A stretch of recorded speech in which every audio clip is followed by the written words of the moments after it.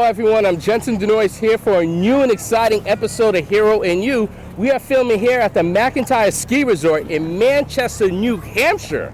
Yes, and I'm Ileandra Antunes. Hero in You is an educational program that focuses on self-growth and self-empowerment. We aim to discuss a topic connected to a comic book story so you can find the hero in you. That's right. Today's topic is on overcoming challenges. Kobe Bryant has a quote that says, "Everything negative, pressure, and challenges is an opportunity for me to rise." In this episode, we actually talk about the importance of overcoming challenges. Whenever you have barriers in situations, it is an opportunity for you to grow and for you to excel. We actually have an exclusive interview with the City of Brockton's new mayor, Mayor Moises Rodrigues. He talks about his leadership, his goals, and his plans to overcome challenges so the city can prevail. The superhero we're highlighting today is Captain America. He quotes, "The price of freedom is high, but it's a price I'm willing to pay." Here at the McIntyre Ski Resort, we had an opportunity to speak with ski instructor Emma Dudley with Elsa Supso. Let's play the clip so we can hear about her insights.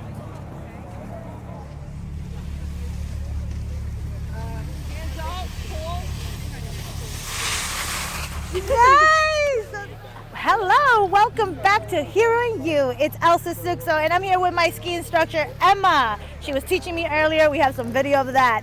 But let's talk about overcoming challenges. That's the topic for today. Tell me, how did you become a ski instructor? Let's start with that. Well, I've been skiing since I was 4 years old, so I've always kind of had a love for this. And I also just love helping kids. That's like one of my favorite things to do. So kind of combining those together, I was like, I should get out on the slopes in the winter, you know, teach some kids how to ski. Exactly. So yeah. How many years have you been skiing for? I've been skiing since I was 4, so I don't know the math on that, over but 20, yeah, so over 20 years of skiing. That's crazy. It's very hard. I almost say it's a good workout though. So overcoming challenges. When you were learning how to ski, what challenges did you experience? So when I first learned, I think my biggest thing was probably my fear of heights, and I think a lot of kids out here too. You try to get them on the chairlift and everybody's scared, you know, to get on for their first time. So I think one of the biggest obstacles is facing your fear and going with somebody that you trust, and being brave about it. And how did you face your fears though? How did you just doing it? Having my support system around me to be like, we got you, and kind of get into it. Yeah, because when I was doing it, there was clearly a lot of challenges. One of the challenges were pizza. And it's actually harder than you think because I was struggling. But overall, I like to push myself. And how do you push yourself when it gets to that point? Like, how do you just do it? I usually just take a deep breath, and I tell myself that I got this and that, I can do it. I can do anything as long as I put my mind to it. Exactly. And so I get out there. And you're also a student, right? Yeah. Where do you go to school? I go to school at Tufts University in Boston. Wow, intelligent woman. What are you studying? I'm studying my doctorate in physical therapy. Physical therapy doctorate. That's amazing. And Yeah. I know there's a lot of challenges. You study a lot. How do you balance work and going to school at the same time? A lot of it is, like you were saying, time management, but I do a lot of that by making myself a schedule every week. I tend to get stressed a ton, and I found that at the beginning of every week, I'm like, okay, I have work these days, so I'm going to make sure I'm studying here, doing my classwork here, and then coming to work. And so I make sure I really have a calendar straight. And I also manage it with, like I said before, my support system. My family is a huge one. They're always making sure that I'm doing the right thing and checking in on me, making sure I'm getting the right amount of sleep and making sure I'm eating. So you definitely need a good support system when it comes to overcoming any challenge, whether that is school, whether that's work, or whether it's just having fun. My name is Elsa Supso. Thank you so much, Emma, for helping me ski. She did oh my God, you guys have to see the video. She did an amazing job. I recommend you guys come check it out here in New Hampshire. I'll see you guys next time.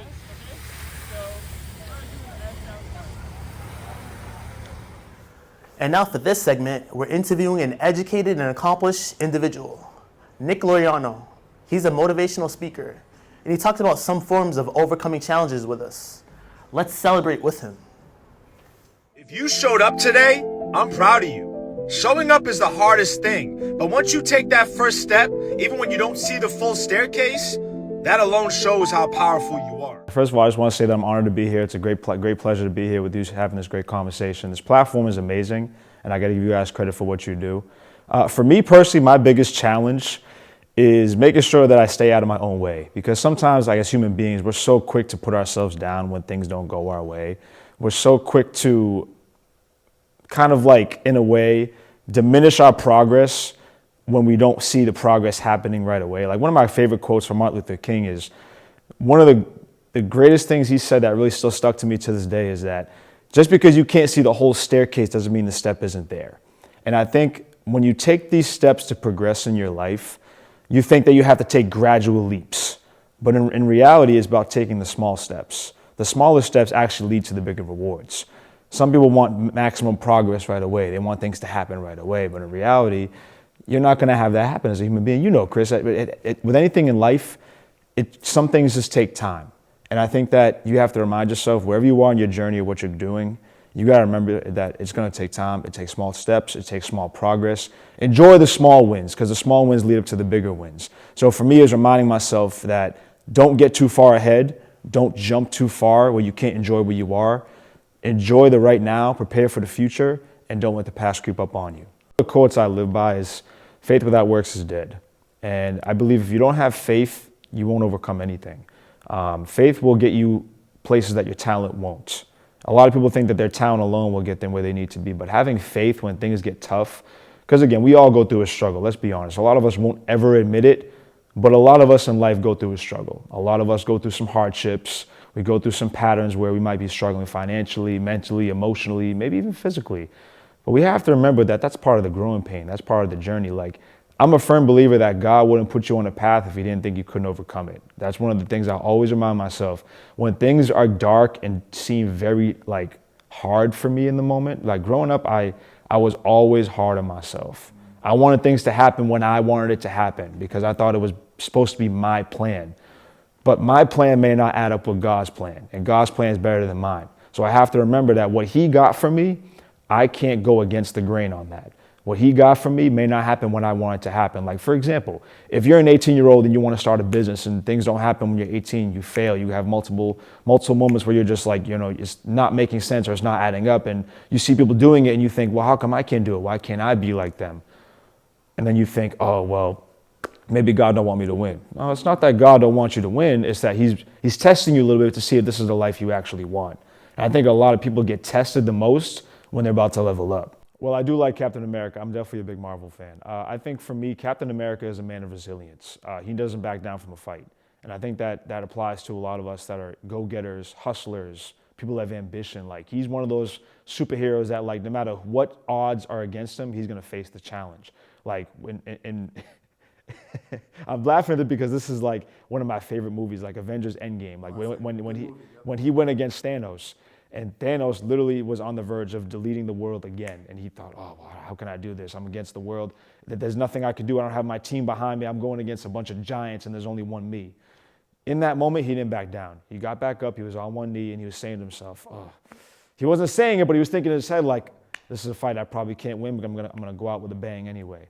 And that's what I love about him. He's a man of resilience, a man of intelligence, a man that just will not back down. And I think that applies to a lot of us because we can look at Captain America from every movie we've seen him in, from Captain America Winter Soldier all the way to Endgame.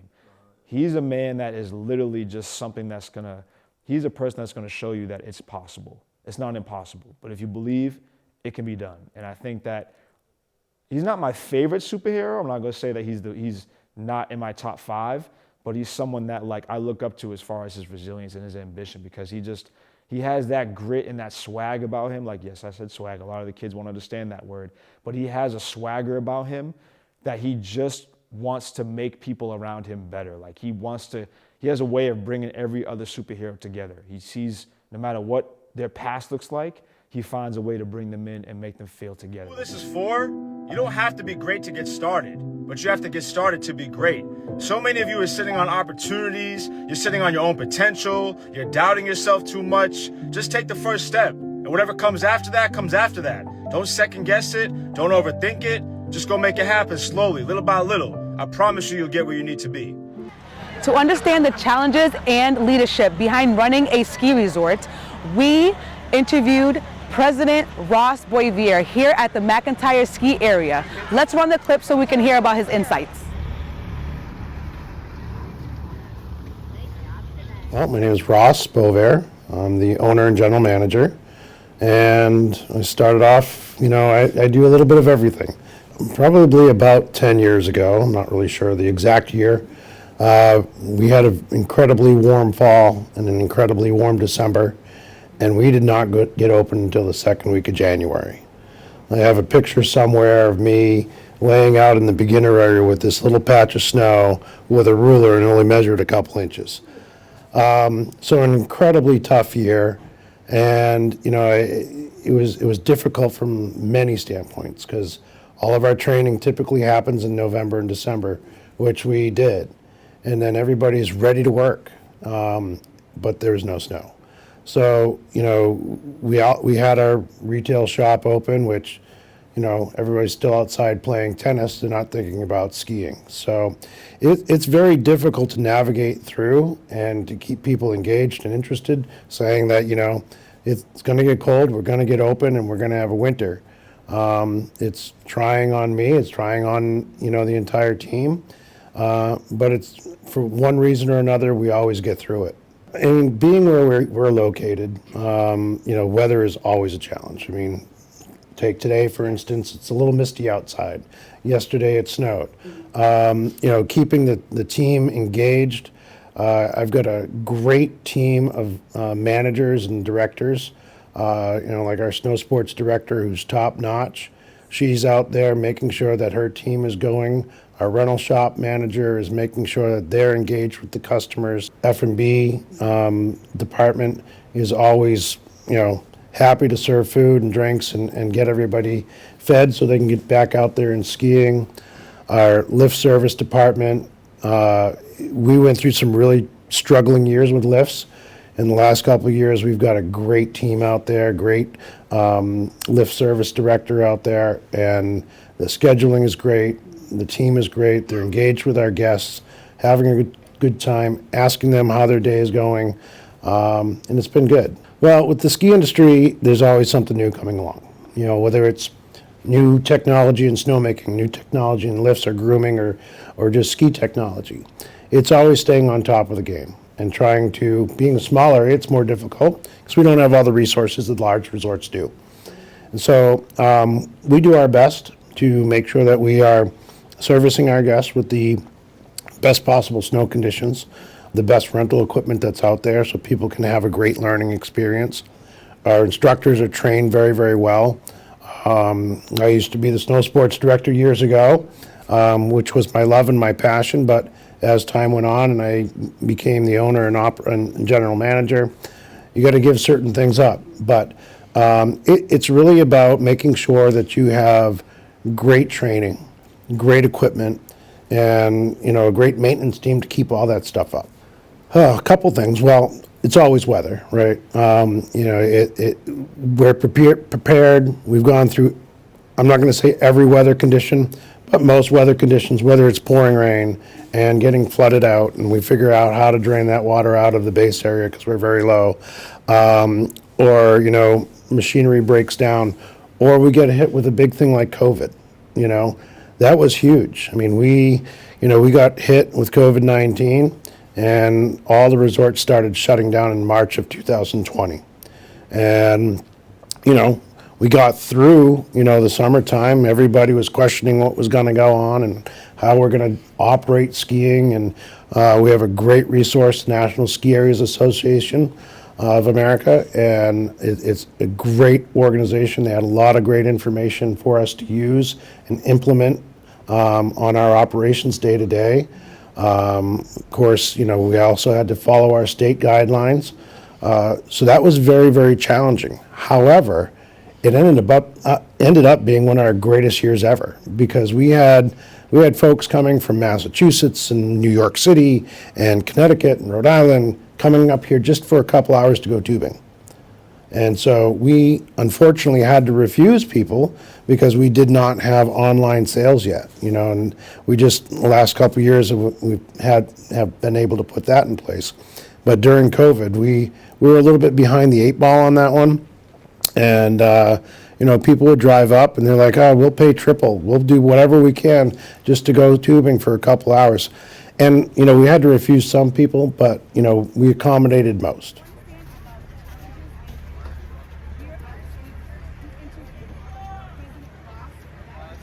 Steve Rogers, aka Captain America, is known for standing strong under pressure and doing what's right, even when challenges are difficult. But in real life, leadership requires that same courage and responsibility. Here you had the opportunity to interview the new City of Brockton Mayor Moises Rodrigues, and he talks about his leadership and how he helps the city go through its challenges and opportunities. Let's play the clip. When you sit down and think about it, it's almost the same, except at a bigger scale, much, much bigger scale. You have a city of 110, maybe 115,000 people. You have a city with an annual budget of over $614 million. A city with close to over 4,500 to maybe 5,000 employees. A city that you have to worry about the public safety units like the police, the fire, BEMA, through the schools, to DPW, and to city services throughout the city. So it's kind of running an organization, except that you blow it up in terms of the size of your responsibility. So those are the differences that exist between the two. But at the same time, if you ran an organization that relied on you for funding, relied on you for guidance and for the upkeeps, you throw in a couple other things that the city has that organizations do not have. But if you can manage some things in life, you should be able to manage the city with the help of everybody else that helps you do that. Well, one of the things that I have done, or I had done in the past, because I worked for an administration here in city government back in 2006 with Mayor Harrington. So one of the things that I had done was created this organization, or this body called the Community Advisory Council. And we're bringing it back because it was very successful in the past, where we have individuals from the various ethnic groups.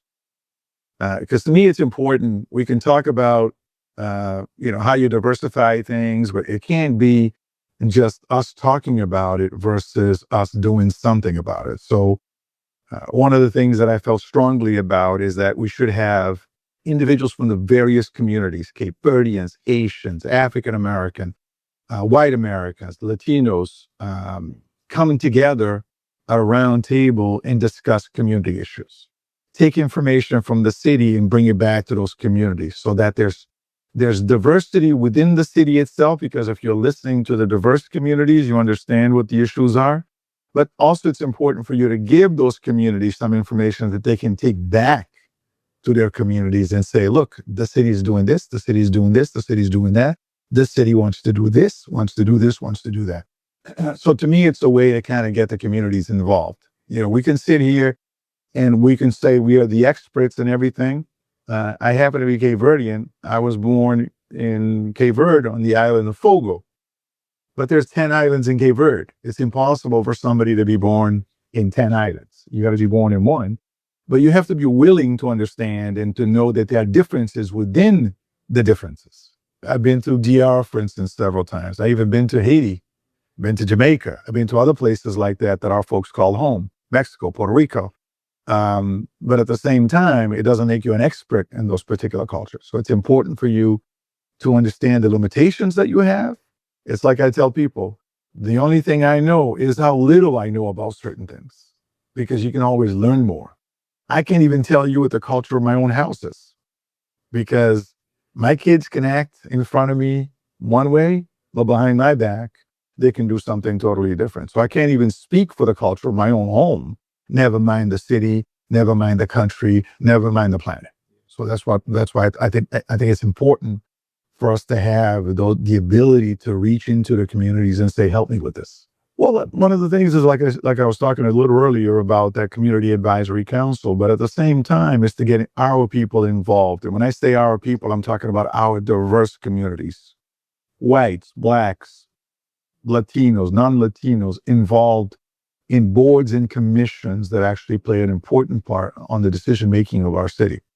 The decision-making isn't always from the elected people. It's not always from the mayor or the city council or the school committee people. There's decisions that are made on boards and commissions, whether or not you get a license to open a restaurant or a bar. The mayor doesn't give you those licenses. The licensing commission does. Whether or not you want to build a brand new commercial building, the mayor does not give you a license to build those. The building department does. The zoning board of appeal comes in and gives you the permission to go on and go ahead and do that. Our planning and the planners can actually do that as well. So it's not always, I know we tend to blame sometimes the elected people, the mayor, the city council, the school committee, but often those decisions are not made by them. That's why it's important for us to have people in those key committees to help us get the best decision that we can for our folks in the community as well. Well, one of the things that we're actually actively moving towards is the creation of a department called the Health and Human Services Department. In this city, for the longest time, we had what they call the Board of Health, and there was the Human Services person that operated out of the mayor's office. And those services were not coordinated. So now we're creating this super department called the Health and Human Services, which will be responsible for health and human services issues in our city. We'll hire a commissioner of Health and Human Services, and that person will be the person that links all those services together. There's a great deal of organizations in the community doing great work. The YMCA, the Boys and Girls Club, BAMSI's, High Point, all these other organizations doing some great stuff in our community, plus the ethnic communities, the association, the Haitian Community Partners, and a variety of others that are doing great work, but there's no coordination. We're lacking that entity that brings all these people together, because we can't be experts on everything. We can't. I might be an expert in immigrant issues, but I'm not an expert in commercial issues.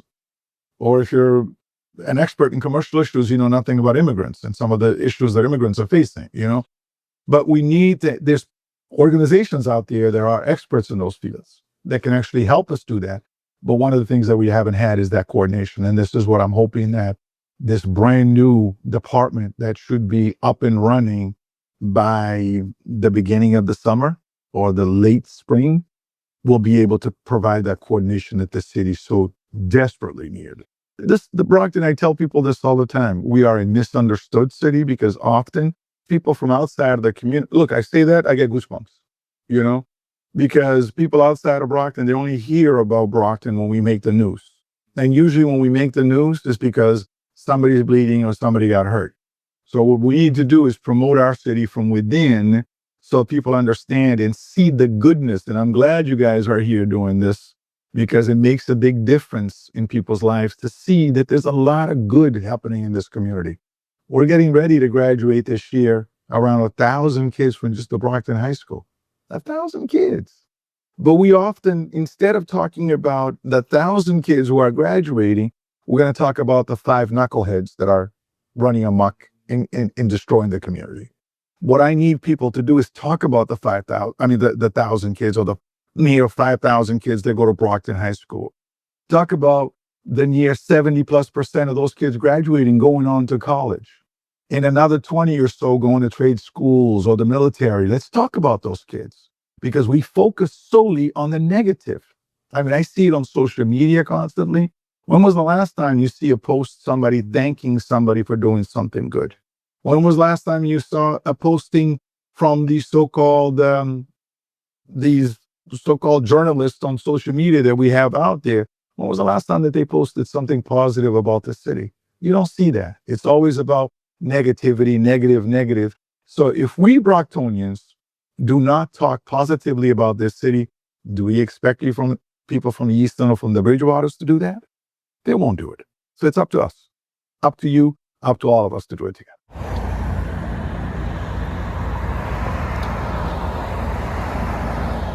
That was an awesome interview by the Honorable Mayor Moises Rodrigues. Yes. Talks about his plans for the city of Brockton. If you want to help the city of Brockton, please visit their website, brockton.ma.us. So what is your thought about the overall episode? We talk about overcoming challenges. Yeah.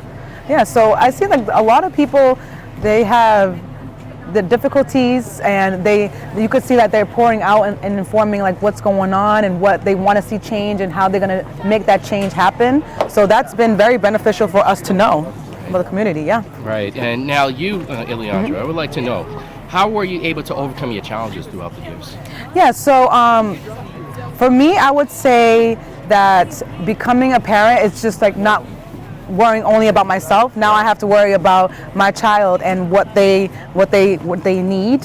And so it's like work-life balance, making sure that after working long hours, I attend to her, being able to bring her to like activities and stuff. So it's like being able to do your basically your own life, and also being able to take care of another living child, you know? Right. So it's a lot of work, but it's very beneficial. I love it, and I love being a mom.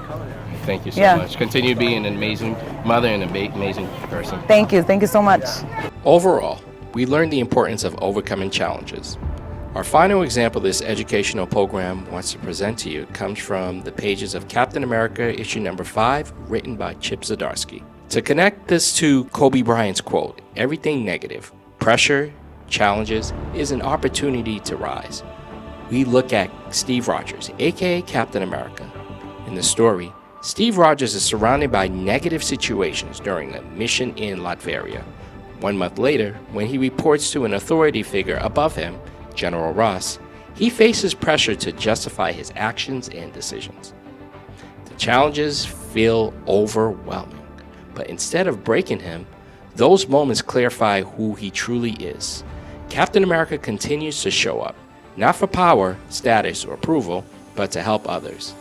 And later, when Tony Stark, aka Iron Man, offers him the opportunity to become an Avenger, it isn't rewarded for perfection.